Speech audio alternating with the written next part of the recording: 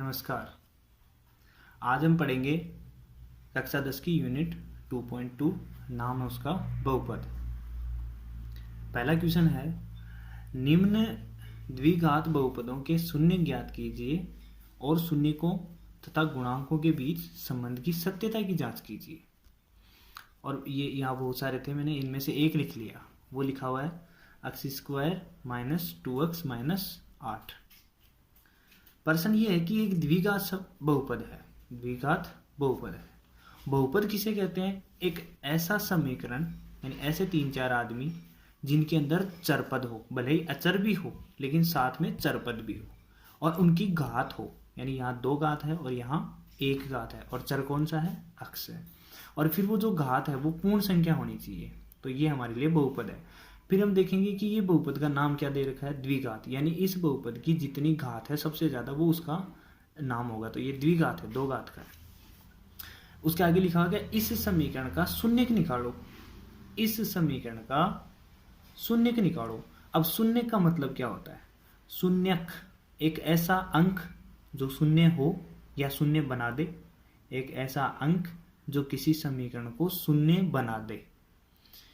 ऐसा कहाँ लिख सकते हैं? कौन सा अंक हो सकता है? अगर मैं बोलूं कि इस समीकरण को मुझे 0 बनाना है, अगर मुझे इस समीकरण को 0 बनाना है, यानी इस समीकरण का मान 0 आना चाहिए, तो 8 की जगह तो मैं कुछ नहीं रख सकता। 8 की जगह तो 8 ही रखना पड़ेगा, माइनस का माइनस रखना पड़ेगा, 2 का 2 रखना पड़ेगा। अक्ष की जगह हम कुछ भी रख सकते हैं, और हम ऐसा मान रखेंगे कि गुणा भाग करने पे ये 0 आए। तो मैं स्टार्ट कर लेता हूं कि अक्ष की जगह हम सबसे पहले 1 लिखेंगे।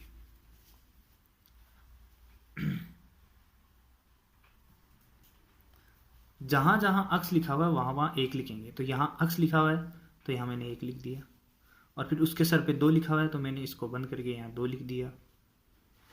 फिर आगे लिखा हुआ माइनस, तो मैंने यहाँ माइनस लिख दिया।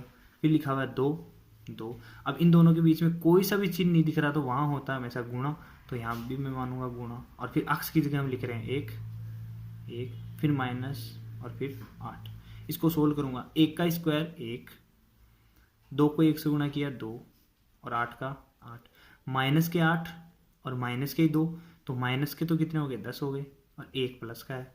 जैसे ही इसको गुणा भाग करूंगा तो माइनस के 9 बच जाएंगे। क्या ये 0 आया? नहीं। इसका मतलब अक्ष की जगह 1 मान हो सकता है भले, लेकिन ये वाला 1 इस समीकरण को 0 नहीं बनाएगा। नहीं बनाएगा मतलब ये वाला 1 इस समीकरण का शून्यक नहीं है, यानी ऐसा अंक नहीं है जो इस समीकरण को 0 कर दे। ऐसे ही मैं अब अक्ष की जगह 2 लिखूंगा। तो जैसे ही मैं 2 लिखूंगा तो 2 का तो 2, ऊपर 2 है तो 2, माइनस 2 गुणा 2 माइनस 8, और यहाँ 0 लाना है। तो 2 का स्क्वायर 4, 2 को 2 से गुणा किया 4, और माइनस के 8। पहले आपको पता है गुणा ही होता है, कहीं आप 2 में से ये 8 घटा दो, नहीं, पहले गुणा होगा। माइनस के तो 4, माइनस के 8, तो माइनस के तो हो गए 12, और ये 4 प्लस के 4 है, माइनस के 12 है। जैसे ही गुणा भाग करूंगा, मतलब प्लस माइनस देखूंगा कौन ज़्यादा है, तो मुझे पता है कि माइनस वाले ज़्यादा बच रहे हैं प्लस वाले से। कितने ज़्यादा बच रहे हैं? 8 ज़्यादा बच रहे हैं। हमें लाना था 0, तो क्या ये 2 इस समीकरण का शून्यक हुआ?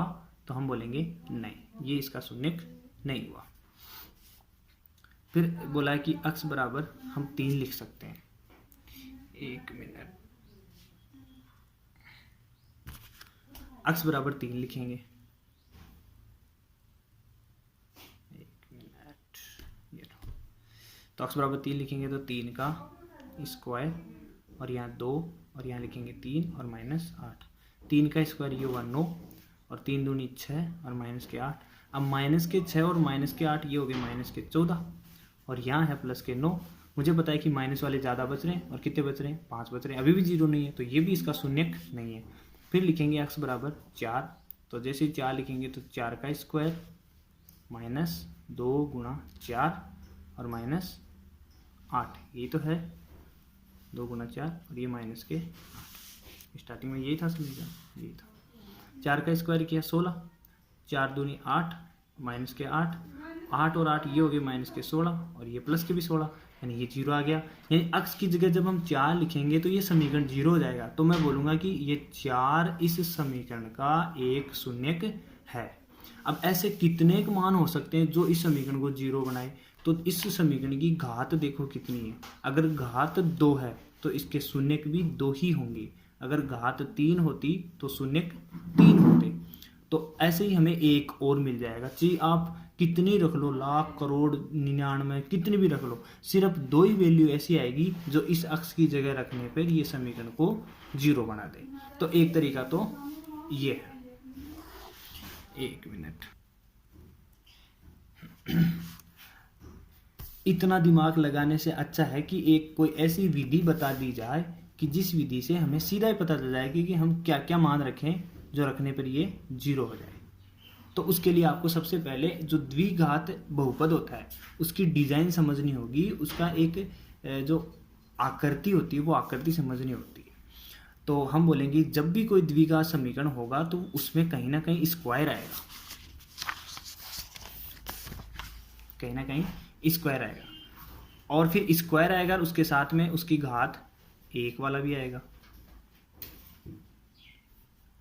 और एक खाली संख्या भी आएगी जिसको हम कुछ भी मान लेते हैं, c मान लेते हैं। ठीक है, इस अक्ष स्क्वायर के कुछ ना कुछ गुणा में आएगा जिसको हम a मान लेते हैं, b के जो गुणा में आएगा उसको हम c मान लेते हैं, और ये तो सॉरी इसको b मान लेंगे, और ये अकेला c है।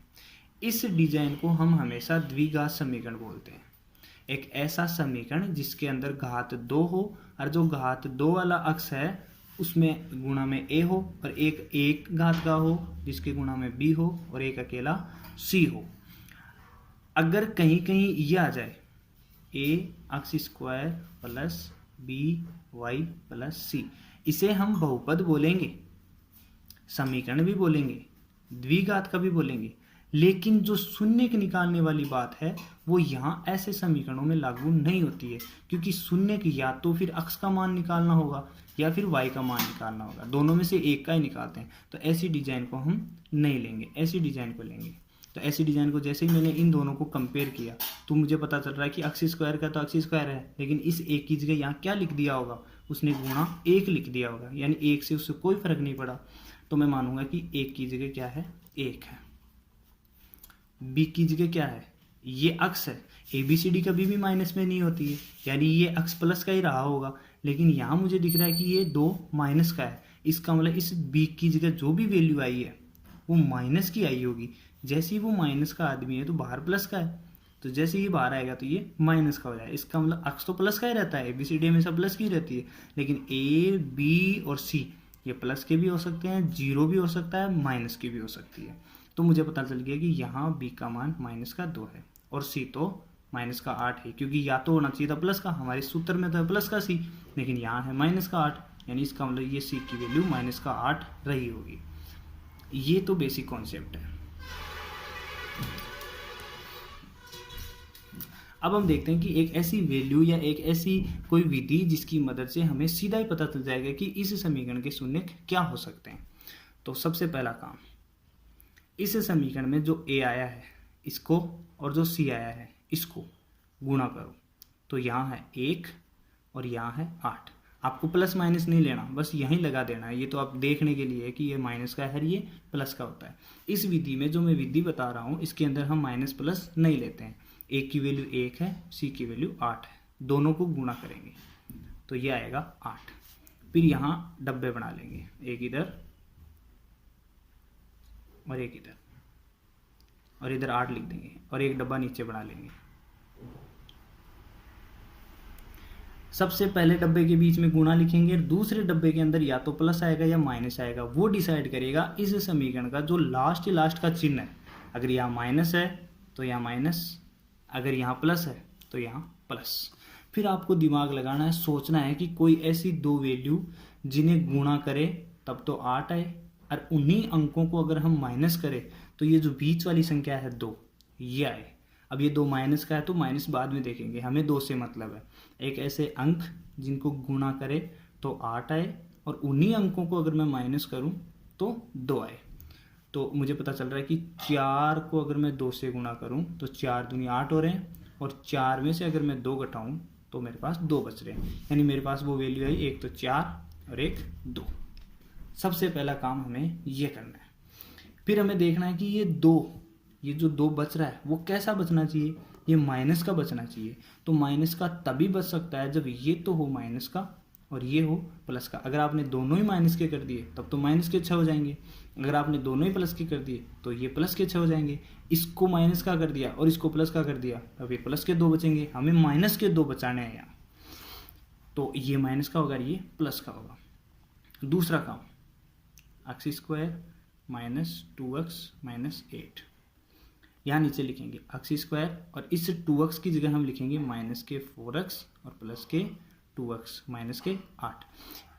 इनकी जगह हम कुछ भी लिख सकते हैं, हमें 2 लाना है। मैं इसकी जगह ये भी लिख सकता हूँ माइनस का 5x और प्लस का 3x। लेकिन आप ये लिख तो दोगे, लेकिन जैसे ही इसके बाद में आप कॉमन लेना शुरू करोगे, क्योंकि इसके बाद में अगर कॉमन नहीं आ रहा है कुछ भी तो आप आगे नहीं बढ़ सकते। तो हम ये जो 4 और 2 है ये इस मेथड से निकाल सकते हैं। ऐसे आप सोच के लिखोगे कुछ भी तो उसे आपको आगे कॉमन नहीं मिलेगा। फिर हम इन दोनों में कॉमन देखेंगे। मुझे पता है इन दोनों में कॉमन अक्स आ रहा है, तो अक्स यहाँ लिख लूँगा, यहाँ से बचा अक्स, यहाँ से 4। ये चिन्ह जैसा है वैसा का वैसा लिखते हैं, अगर प्लस है तो प्लस, माइनस है तो माइनस।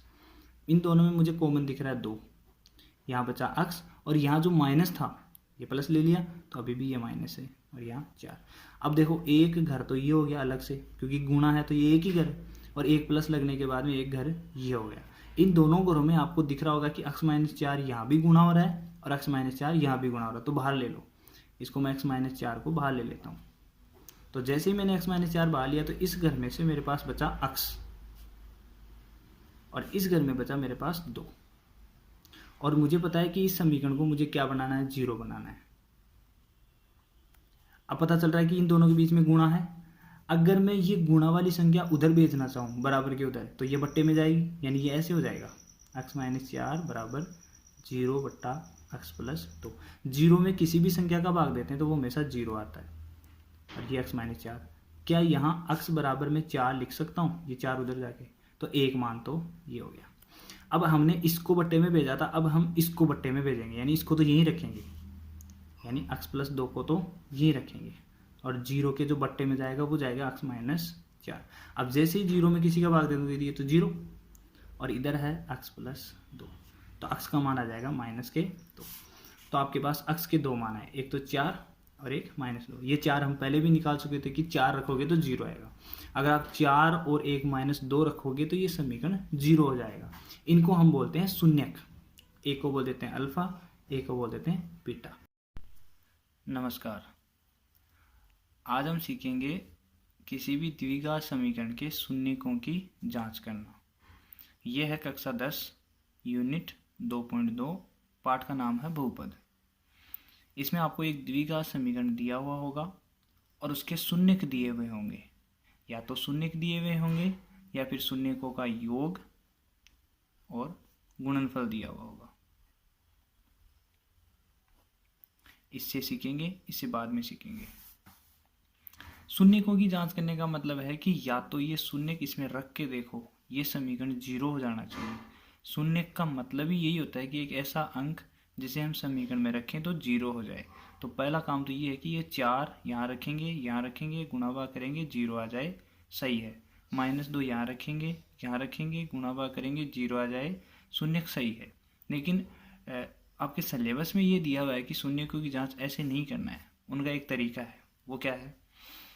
हमें पता है कि जब भी हम द्विघात समीकरण की बात करते हैं, इसका मतलब हम एक ऐसी डिजाइन की बात करते हैं जिसमें ax स्क्वायर हो गुणा bx हो और प्लस c, यहाँ प्लस है, यानी एक स्क्वायर, एक में एक घात और एक में घात है नहीं, 0।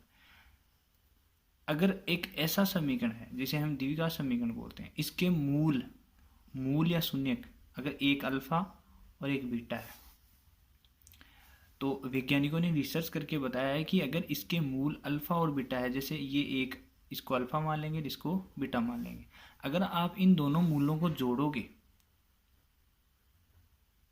तो वो हमेशा इस समीकरण के माइनस बी बटा 1 के बराबर आएंगे। माइनस बी यानी ये वाली वैल्यू और बट्टा ये वाली वैल्यू।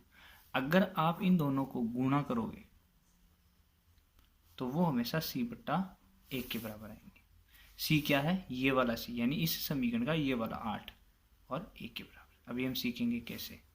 तो अल्फा यानी पहला मूल और बीटा यानी दूसरा मूल। आप इसको पहला मान लो, इसको दूसरा मान लो, एक ही बात है। तो मैं यहाँ लिख देता हूँ 4 प्लस -2, यानी बीटा की वैल्यू -2 मानी है, और बराबर ये आना चाहिए माइनस बीटा बी बटा 1 है। अल्फा का मान है 4 गुणा -2 सी बटा ए। यहाँ जैसे ये बाहर आएगा तो ये माइनस का हो जाएगा, तो ये हो जाएगा 4 - 2 बराबर माइनस बी बटा ए। इन दोनों को गुणा करूंगा तो 4 को 2 से गुणा किया 8 आया, और ये 8 आएगा माइनस का, बराबर सी बटा ए। यहाँ से इसको फिर सोल्व किया तो ये आया 2 बराबर माइनस बी बटा ए, और इसको तो सोल्व किया, क्या ये तो सोल्व ही हो गया, सी बटा ए। यहाँ ध्यान से देखो, इसके बट्टा नहीं है, इसके भी बट्टा नहीं है, लेकिन हमें बट्टा ए चाहिए। क्या मैं यहाँ बट्टा 1 लगा सकता हूँ? क्या मैं यहाँ बट्टा 1 लगा सकता हूँ? अब हमें सबसे पहला काम यही करना है कि इस ए की वैल्यू यहाँ और इस ए की वैल्यू यहाँ बराबर होनी चाहिए। जैसे यहाँ ए की वैल्यू 1 आ रही है तो फिर यहाँ भी ए की वैल्यू 1 ही आनी चाहिए। अगर यहाँ आपके पास 3 आए तो फिर यहाँ भी 3 आनी चाहिए, और यहाँ 3 बनाने के लिए ऊपर भी 3 से गुणा करेंगे और नीचे भी 3 से गुणा करेंगे, लेकिन यहाँ तो 1 ही है, तो ना तो किसी को गुणा करना है ना कुछ और करना है। 1 का मान 1 आ गया, माइनस बी का मान 2 आ गया। अब माइनस बी का मान 2 है तो फिर बी का मान क्या होगा, -2, और सी का मान क्या है, -8। ये वैल्यू हम वापस उठा के इस द्विघात समीकरण में रखेंगे। मैं यहाँ दोबारा लिख लेता हूँ, ax² प्लस bx प्लस सी। ए का मान कितना है, 1 है, 1 को x² से गुणा करोगे x² ही आएगा, प्लस का प्लस, बी की वैल्यू -2 है गुणा x, सी की वैल्यू -8 है, x² का x², -2 को x से गुणा करेंगे ये बाहर आएगा तो माइनस के 2x, 8 को इधर बाहर लाएंगे तो -8, यानी वापस वो का वही समीकरण आ गया।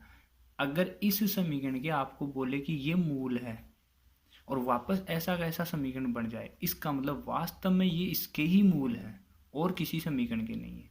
अब या तो वो आपको मूल दे देगा या फिर वो आपको सीधा बोलेगा कि मूलों का योग, यानी कि ये अल्फा प्लस बीटा, या तो वो योग करके देगा, गुणा करके देगा, या फिर वो आपको मूल दे देगा। इनको मूल भी बोलते हैं, इनको शून्य भी बोलते हैं। अगर इनकी मदद से वापस वैसा का वैसा समीकरण बन जाए, इसका मतलब ये इसके ही मूल है। इसी को बोलते हैं किसी द्विघात समीकरण के शून्यकों की जांच करना। एक तो ये है कि इनको वापस रख के देखो 0 होना चाहिए, और एक तरीका ये है। इसमें बस ये मेन सूत्र याद रखना पड़ता है कि अल्फा प्लस, अगर आप दोनों मूलों को जोड़ोगे तो ये तो आता है -b बटा 1 के बराबर, अगर मूलों को गुणा करोगे तो ये आएगा c बटा 1 के बराबर। Thank you.